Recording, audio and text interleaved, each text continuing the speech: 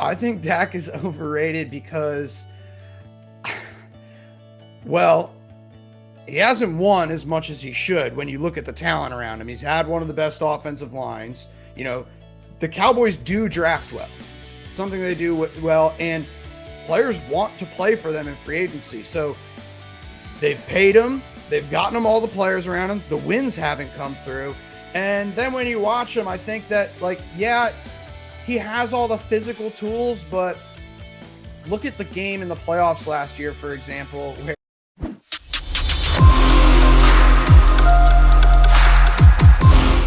there he is, the man, the myth, the legend, the only guy I know that can cover the cross better than anybody, Kevin Boilard. But I'll tell you what, buddy, I did not know you are working for Heavy.com now. Tell us more about that. Dude, I'm all over the place, Jeff. First of all, thanks for having me on. But yeah, I covered the Giants for Heavy since April now. Check me out over there if you're a Giants fan. Yeah, I do a little bit of everything. Lacrosse, football. Let's keep it going.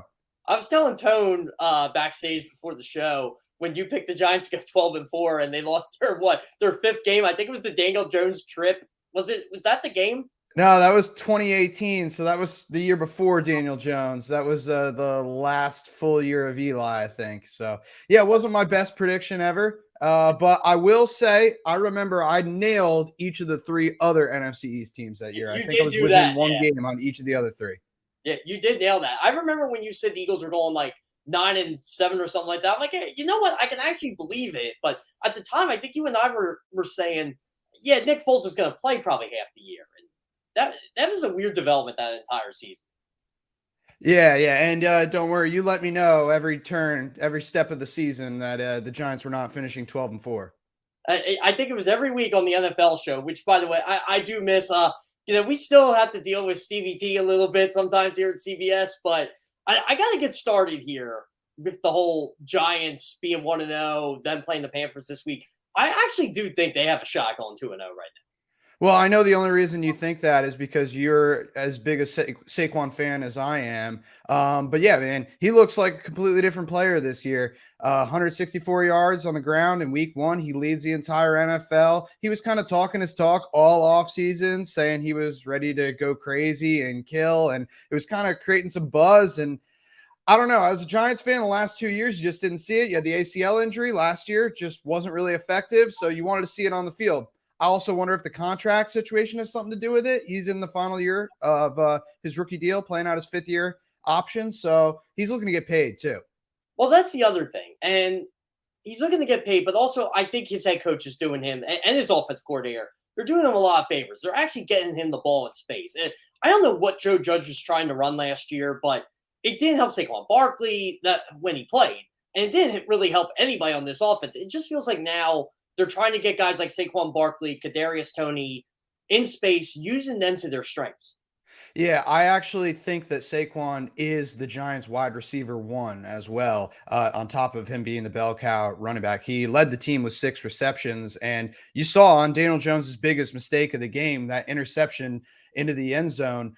That was him just trusting his best player on the field in a one-on-one situation to know to do the back shoulder. Didn't look like they were on the exact same page there, but I really can't Daniel Jones for that. When you look at how the play unfolded and you look at the way that Saquon Barkley played in that game, you're telling me you wouldn't trust Saquon Barkley, your best offensive player, in a one-on-one situation. Now, unfortunate they weren't on the same page, but decision-making wise, I think that the whole scheme is get the ball to Saquon Barkley as much as possible. And at week 1, that's just the way it went.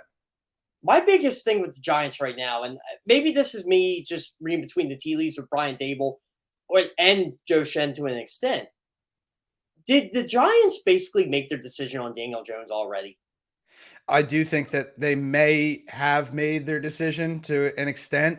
Turning down the 5th-year option in May was definitely not a great sign, but also financially, it makes sense unless Daniel Jones is like a top 5 quarterback next year and they ends up in like a Kirk Cousins situation where he can just kind of stack franchise tags on each other and keep getting paid. I don't know if it's going to actually go that way, but after week 1, you saw they aren't running the offense through Daniel Jones. He was efficient, but he only attempted 21 passes. He was sacked 5 times. They wanted him to just make all the throws. They're not asking him to throw 50-50 balls to Kenny Golladay. They're not obviously doing a bunch of gadget type stuff with Kadarius Toney. They're keeping it real simple. They're saying, give the ball to Saquon Barkley over and over and over again. And if Richie James gets open, throw it to him, I guess. Maybe Sterling Shepard on the backside for a deep ball, but don't really take many risks, which is kind of the opposite of what we heard all offseason. Oh, they're going to open things up for Daniel Jones. They're going to let him take risks. Brian Daboll, very quarterback friendly. He's going to turn Daniel Jones into the next Josh Allen.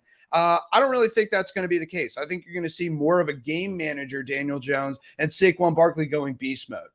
Yeah, I do feel like it's Daniel Jones playing for another team right now. He's auditioning to stick in the league.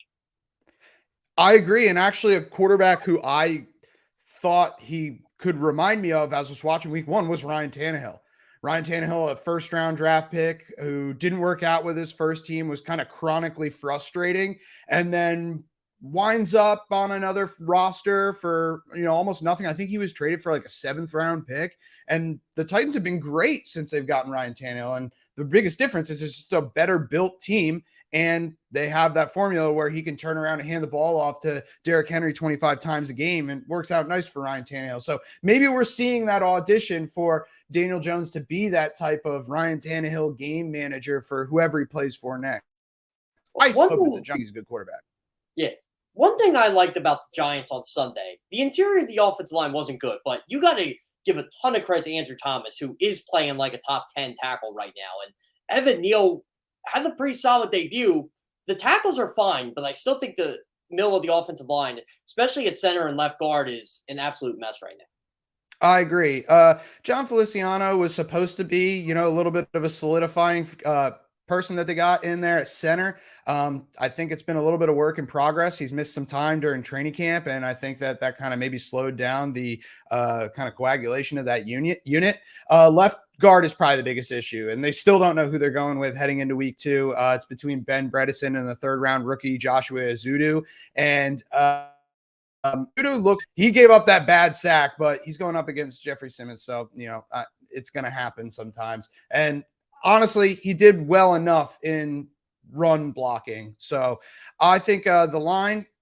Hey, I can't complain. As a Giants fan, this looks like the best offensive line they've had in, 10 years. So, if they've got just a functioning left and right tackle, I'm happy.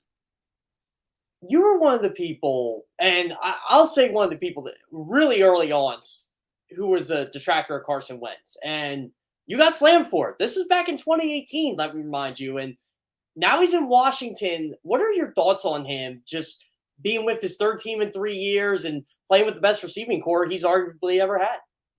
I think that says everything, that he's on his 3rd team in 3 years. If you're a quarterback who's worth anything in this league, you have locker rooms that rally around you and support you and have your back when things go wrong. Look at that. If you looked at the whole season besides week 18, where he had the win or go home game against the worst team in the league and the Jaguars, and he lost. If you just didn't look at that last game and looked at his body of work and said, this guy will be playing in a different uniform in a different stadium next year, you'd be like, why? What happened? What could possibly happen in that final game? But the fact that he did so well and then had that dud of a game in the final game of the season and the Colts didn't want him back, that tells me everything I need to know. I don't know Carson Wentz personally, but you don't bounce around locker rooms with the type of talent that he has unless people just don't have your back. And I don't know what leads that to happening, but Carson Wentz, I think he's always going to be, you're going to love him when he makes the big throw, and then he's going to break your heart at the end. And he also has an injury history that will leave you out to dry a lot.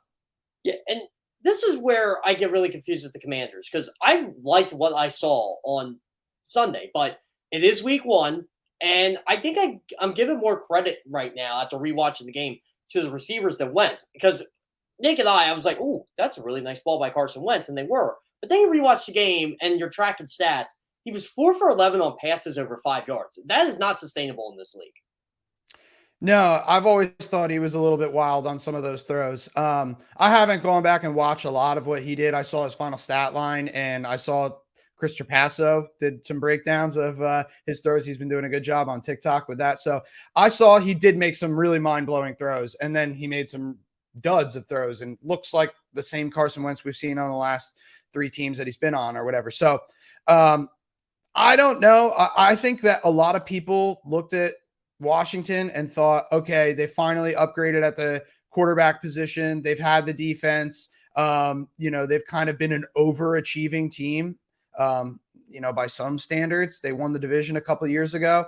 So I think that they feel like they solved the problem, but I don't know. Sometimes when you get a quarterback in there who does more, maybe does too much, like Carson Wentz does, you actually take a step back, even though you end up adding talent at the position. So I don't know. I actually think the Broncos are in the same exact situation. Like, they just need a quarterback, just need a quarterback. Well, then you go and get Russell Wilson. I know this is an NFC East show, but I think that sometimes it could work backwards.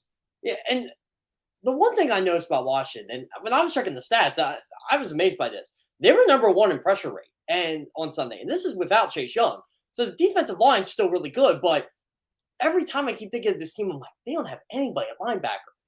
Outside of their top two corners, they don't have anything. Like, can this defense sustain with no depth right Uh, I, I think the defense will be fine. I think that, they're kind of a defensive minded team with Ron Rivera, but I also think that, like, Washington just doesn't really scare me as someone who's watching the Giants and covering the Giants.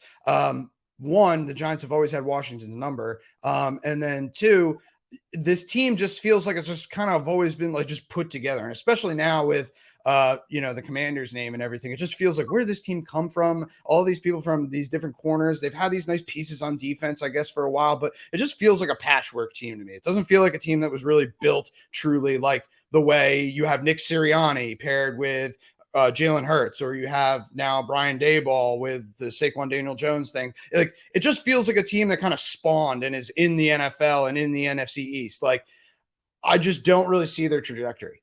Speaking of and I'll just lead into the Cowboys right now. Do you feel they took this division for granted? Like, the Eagles weren't going to get better, the Giants weren't going to get better, even the Commanders.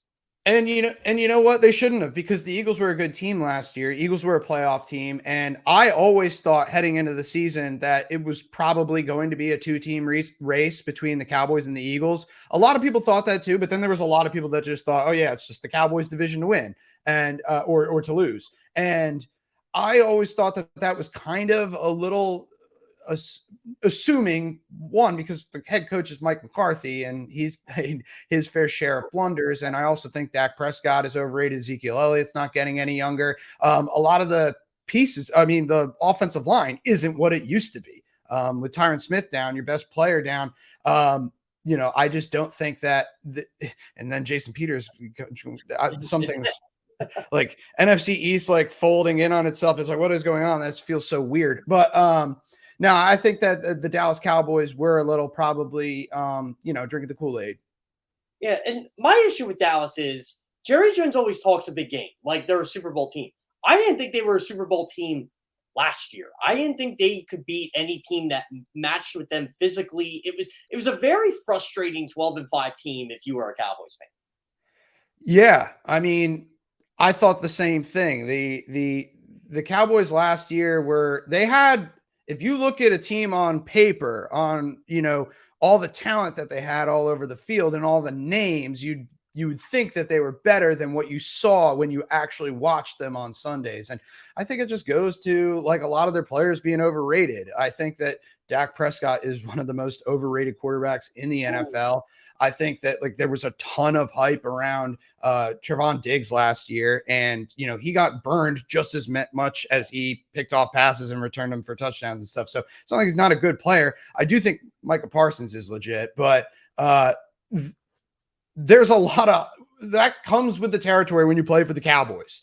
If you're moderately good, if you're Pro Bowl level good, the media and fans are going to hype them like they're the best at their position. They should be all pro, and that's not usually the case. So why do you think Dak's overrated? I think Dak is overrated because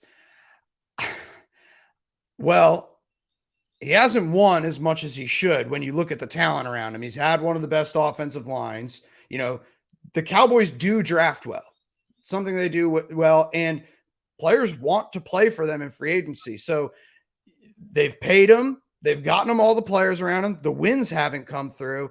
And then when you watch him, I think that, yeah, he has all the physical tools, but look at the game in the playoffs last year, for example, where, the time's running out and he decides to run. Like, ultimately, that's on Dak and the time runs out. Like, I just think a better quarterback knows how to handle that and is more prepared in that situation. I just can't really think of a lot of heroic times where Dak Prescott, put the team on his back and led a fourth quarter comeback. I think he's an efficient quarterback when he can play with a lead, like the way they did in 2016, 2018, when they were really kind of running teams over with their ground game, and playing sturdy enough defense. But when it's like picking up a team and leading a game-winning drive, I don't know if Dak's going to make those throws. I really can't say I've seen it. One of the issues I've had, and not exactly with Dak Prescott, but I always felt, especially in his early years, not now, but Ezekiel Elliott really carried that offense. But you and I both saw Zeke's game's gone downhill. The Cowboys paid him. Now Dak has to rely on his arm, and he's done a good job of that, but it feels like the offense gets too one-dimensional. Right. And again, I feel like it's a Russell Wilson thing. Like, let Russ cook, let Dak cook, let Carson cook. When you pay a quarterback, all of a sudden there's this pressure to be like, well, let's see what he can do. Let's put the ball in his hand. Let's just watch him work and have the other 10 guys watch him. I don't know if that's a winning formula for really anybody other than maybe Josh Allen and Patrick Mahomes, maybe Justin Herbert, although even the Chargers haven't really won any games with him. So they haven't been to the playoffs yet with him, at least. So I think that overall, I think when you start paying a quarterback and you start hyping up a quarterback that's Dak's level, you expect them to take over and win games. And you're right about Ezekiel Elliott. He used to carry the team. I would say more so the whole running game used to carry the team. I don't know if they can do that anymore because the offensive line isn't as good as it used to be. Zeke is definitely taking a step back, but he's still a good running back. He's very good in pass protection. But overall, I think that the Cowboys are kind of maybe their window has passed. Maybe the last year was the last year of their championship window, and now we're seeing it start to kind of move. The Eagles are kind of coming into form, and the Giants. You see Jerry Jones draft well, right? I have no doubt Jerry Jones can fix this through the draft, but that cap management, I never thought I would ever say the Giants managed the cap better than the Cowboys. And keep in mind, Dave Gettleman was the GM, but Joe Shea has done a really, really good job of trying to fix Dave Gettleman's mistakes. He has. There's been some really painful situations, namely James Bradbury. Did not want to see James Bradbury go. And Eagles fans found out very quickly what kind of impact he could make. But that was 100% a cap casualty as a result of Dave Gettleman. So he's been making a lot of the unpopular, difficult, moves to save some money against the cap. And I think it's hurting them in some areas. Like, I don't think the Giants' defensive backfield is really where it should be. Same with the linebackers. That could be a problem later in the year. But it wasn't against the Titans, thank goodness. But overall, they're really set up really well for 2023 and 2024 in terms of overall cap space. So I think that that's when you'll really see. Right now, they're working with a lot of Dave Gettleman's leftovers, the two biggest ones being Daniel Jones and Saquon Barkley. Next year will be the first year, I think, where you'll see this team kind of has the Joe Schoen, Brian Daboll full identity, because they'll have all the tools that they need to really build the team. What did you think from this all season? And I thought just getting rid of Gettleman and Judge and all that was their biggest moves. But when they hired the guys they hired, I'm like, okay, I feel like now the Giants are a forward-thinking organization for the first time in a long time. Well, let me just say one thing first. I like Daboll and Shane. I'm all in on them. I'm very happy that they're with the Giants. I also think that the way that they departed with both Gettleman and Judge was not traditional. If you remember, Joe Judge actually survived Black Monday, and then there was a ton of backlash on Twitter, and then Twitter kind of fired Joe Judge the next day, in my opinion. And I believe in the scientific method, and anyone who's ever known the scientific method, you aren't supposed to change multiple variables, or else you don't really know what or who the problem was. So if the GM is that bad, Dave Gettleman, what coach could do well with that GM? So did Joe Judge deserve to be fired? I always thought that third down sneak in the Washington game late in the year was a little bit like it looked really bad on red zone, but if you were watching the Giants game from start to finish, it was still 7-3 at that time before the half. The Giants are down 4. Jake Fromm is the quarterback. You tell me the play you're calling in that situation that's going to get you a first down on 3rd and long, because there wasn't one in the playbook. So whatever. That's my diatribe on that. I think that they're headed in a new direction. You're right. They are a forward-thinking franchise now with these two guys. I think that it's definitely a different culture, and hopefully it's a winning one. Yeah. My issue with Judge, and I know a lot of Giants fans defended him, but I just kept saying he's a very arrogant dude for someone who isn't smart at football. And, the proof is in the pudding. And I get it. Like, Jake Fromm was your quarterback. You had nothing. But it just felt like the Giants were a laughingstock, and he was even making a bigger laughingstock because he tried pulling to the media. Well, I know more than you do. Well, that's fine. You might, but look what you're doing in New England now. You're killing Mac Jones. Does this have anything to do with what he said about the Eagles when they were tanking at the end of 2020? Does it have anything to do with it? How would I bring this up? Didn't you think the Eagles did a smart job, though, by not going after that game? I mean, it depends on what your goal is. Yeah, I mean, it ended up helping them the ensuing offseason for sure. To me, I'm the type of person, I don't care if the Giants go 2-15, but the 2 wins are against the Eagles. Great season. Awesome season for me. Like, those are my Super Bowls, basically. So I don't know.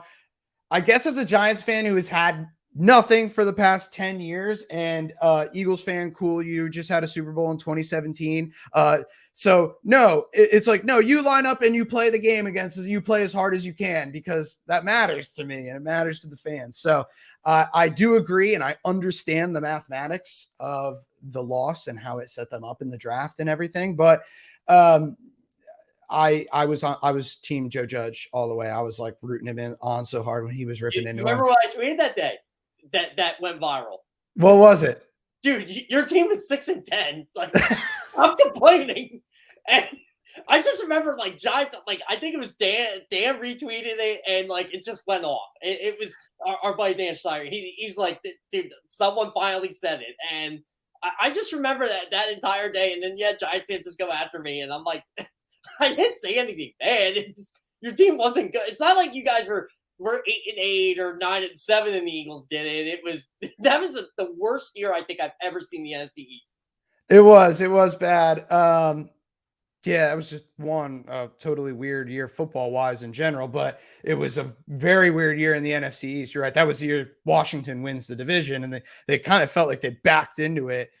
They did, but it was a really weird year, and I'm glad there's a little bit more potential in the division now. Like, it feels like last year, okay, they sent 2 teams to the playoffs. They weren't the laughing stock of the league anymore. Now you got the Giants just knocked off the number one, the team that was the number 1 seed in the AFC last year. So I like when the NFC East isn't the laughing stock. 2020 was really weird because everyone was making memes and jokes about how bad the NFC East was.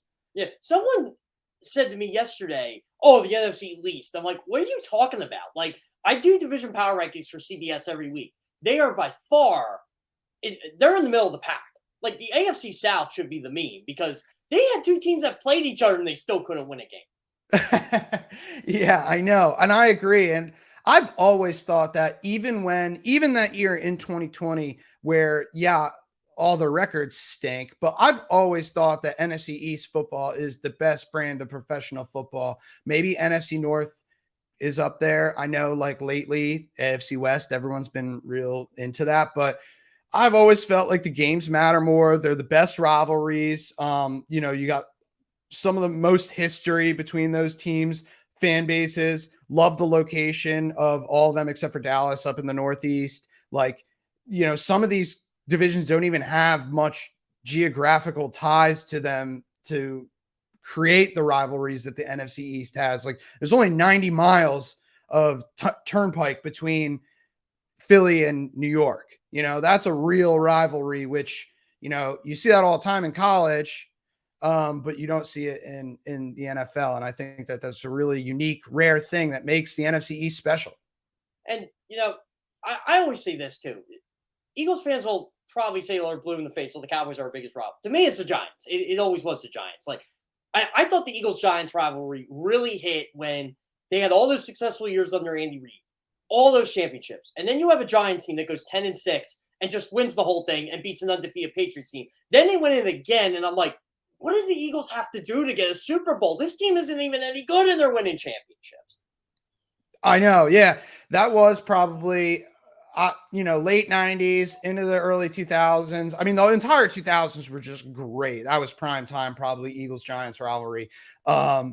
I will say a lot of old heads, same exact thing. They say, oh, it's the Cowboys. It's the Cowboys. I think that those people remember the 80s and early 90s a little better. I was born in 1991, so I can't really speak for what things were like in the 70s or the 80s. I've obviously read about it, watched a lot of NFL films about it, but I can't speak to the emotion of those rivalry games back then. I just know that growing up, especially for me, grew up in the Philadelphia area. I'm from New York, but grew up in South Jersey. So it was never a question who my biggest rival was. I was the Giants fan at school where everyone else is wearing their Eagles jerseys. And this is when they're going back to back to back NFC championships. I'm not sleeping the night before because I'm worried. Oh my gosh, what if the Eagles go to the Super Bowl in the next 2 weeks? Potentially the next whole off season is going to be a nightmare for me at school. So yeah, I'm glad that they didn't get one in that early 2000s run. Well, I like how you mentioned this because when I really got into football, the Eagles couldn't beat the Giants to save their life. They couldn't beat Jim Costle. I still remember the game very well where Andy Reid's Eagles were playing their butts off. And this is 99. So this is their first year. They're still feeling themselves out as a team. And Doug Peterson throws that pass in overtime. Strahan bats it, picks it off, takes it into the end zone at the back, and is just celebrating. I'm like, oh my God, like I can't stand this team. I loved Michael Strahan. I actually loved a lot of players on that Giants team, but I'm like, it's never going to end. It's never. And then it took literally Donovan McNabb, like a miracle throw to James Thrash on Monday Night Football to just kind of end it. And really, it's weird how this series has went because I feel like the Giants have only beaten the Eagles like 6 or 7 times since then. Yeah, hardly ever. It never happens anymore. But I'll say, though, Jeff, isn't it funny? You mentioned how the Eagles had that run, that momentum. You're like, okay, they're on the doorstep. They're on the doorstep. And then the Giants come out of nowhere and win a Super Bowl and then do another one. The Eagles did the same thing pretty much in 2017 in a sense that I remember after Andy Reid, everyone jumps on the Chip Kelly bandwagon. Oh, this guy's the future. It's not just the future of the Eagles. It's the future of the NFL. This dude's changing everything. And so obviously was toxic to a degree and he's out. I thought at that point, boom, this franchise is set back 5 years. They got to rebuild. They got to start all over now because Chip Kelly led them so far in the wrong direction. What do they do? First year or second year where they had Doug Peterson win a Super Bowl, Yeah. So it just shows how quickly things can change. I still remember how optimistic I was going into 2017. I remember I went on your show and I said, they're going to win 10 games. And you were like, they only won 7 last year. I'm like, but I thought that year they were going to win 3 or 4. I didn't think it was going to win at all. And they overachieved. I'm like, so what's going to happen now with that they have some talent? And we saw, and as you remember, the one guy I viled was Nelson Aguilar, and he had a hell of a year for them. Yeah, he did. That was and Carson Wentz was just on it. He was on it for that year until he got hurt, and then Nick Foles did his Nick Foles thing. So, and honestly, dude, defense. Like, if you put together a good defense, you give your team a chance. Like, when you have a good defense, you realize your quarterback has to do less. You're in less shootouts. You're taking less risks late in the game because your defense has kept it close through the whole game. You don't have to mount this crazy comeback. It just doesn't ever seem like a sustainable formula. So I think that, Carson Wentz back then with the Eagles and Nick Foles, they had a little bit of an advantageous situation. I think that just comes with having a good defense. Finally, before I let you go, predict the NFC East standings after week 2. After week 2, okay. I think that the Cowboys are going to be 0-2. I think that the Giants will be 2-0. I'm going to say the Eagles will be 2-0 and Washington will be 1-1. Yeah, so you got Washington losing to Detroit then. Yeah. Hey, Detroit almost came back and beat the Eagles, so yeah, they did score 35 points. There's only one team that scored more points than Detroit last week, and that was Kansas City offensively. Yeah, and the Eagles. Yeah, well, the Eagles got 7 on defense, but okay. I'm talking offensive points. But yes, gotcha. Kevin, I gotta get you on again, man. No one knows the NFC East like you do. This is an NFC East show. Maybe we gotta get you on once a week here, my friend. Hey, bro, that's what I was fully expecting, dude. Let's do this. All right, man. Yeah, we'll pick a date. I always get all our friends from CBS. Like I get Sully on, I get Jordan on, Diardo. I gotta get Kevin Boilard on the show. All right. Hey, man, I hope so, dude. Yeah, read Kevin's stuff on heavy.com. Right now he's in his PLL lax phase, but yeah, heavy.com, heavy on Giants. Works with my friend Matt Lombardo, works with my friend Max Samara. It's always a good time, Kevin. Thanks for coming on.